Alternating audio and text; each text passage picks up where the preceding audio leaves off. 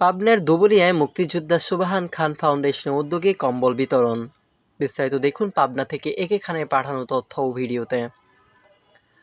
পাবনার সদর উপজেলার সাদুল্লাপুর ইউনিয়নের দুবুলিয়া গ্রামে বীর মুক্তিযোদ্ধা আব্দুস সুবহান খান ফাউন্ডেশনের উদ্যোগে শীতার্ত, অসহায় ও সুবিধাবঞ্চিত মানুষের মাঝে কম্বল বিতরণ করা হয়েছে।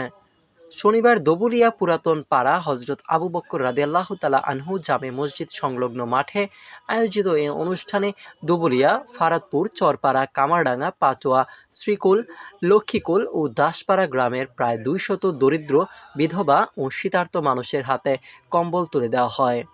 অনুষ্ঠানে সভাপতিত্ব করেন ফাউন্ডেশনের প্রতিষ্ঠাতা মোহাম্মদ আব্দুল খালেক খান পিভিএম সেবা। প্রধান অতিথি হিসেবে উপস্থিত থেকে কম্বল বিতরণ করেন পরিকল্পনা মন্ত্রণালয়ের যুগ্ম সচিব ও ফাউন্ডেশনের প্রধান উপদেষ্টা আবুল কাশেম মোহাম্মদ ফজলুল হক। তিনি বলেন, বীর মুক্তিযোদ্ধার নামে পরিচালিত এই মানবিক উদ্যোগ সমাজের জন্য অনুকরণীয়। বিশেষ অতিথি হিসেবে উপস্থিত ছিলেন পাবনা সরকারি মহিলা কলেজের প্রভাষক মোহাম্মদ লিটন আনাম লিটু সহ স্থানীয় গণ্যমান্য ব্যক্তিবর্গ। অনুষ্ঠানে ফাউন্ডেশনের দাতা সদস্য, মুক্তিযোদ্ধা পরিবারের সদস্য, সাংবাদিক ও সমাজসেবকরাও উপস্থিত ছিলেন।